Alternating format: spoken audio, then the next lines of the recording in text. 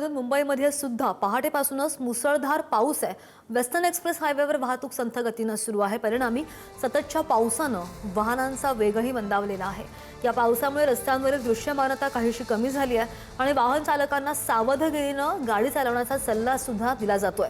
मुंबईमध्ये आज सकाळपासून आपण पाहतोय पहाटेपासूनच किंबहुना मुसळधार पावसानं जोरदार हजेरी लावली आहे आणि सततच्या पावसामुळे वेस्टर्न एक्सप्रेस हायवेवर वाहतूक संथ गतीने सुरू आहे। रस्त्यांवरची दृश्यमानता कमी झालेली आहे आणि त्यामुळे नोकरदार आणि वाहन चालकांना सावधपणे आणि संथ गतीने प्रवास करावा लागतोय।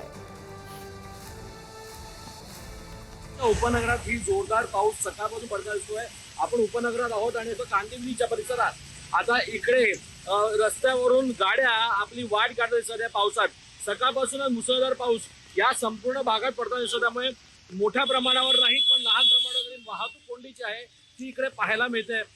समतानगरचा हा संपूर्ण परिसर आहे ज्याच्यात खऱ्या अर्थानं ही वाहतूक जी आहे ती कोंडी आपल्याला थोडीशी पाहायला मिळते। मात्र सगळे लोक या पावसातून गाडी आपली काढताना दिसून येतात। एकंदर पाहायला गेलं सगळ्यात महत्वाची गोष्ट की या घटकेला या संपूर्ण परिसरात आता मोठ्या प्रमाणात पाऊस सकाळपासून सुरू असल्यामुळे हे चित्र इकडे पाहायला मिळतंय।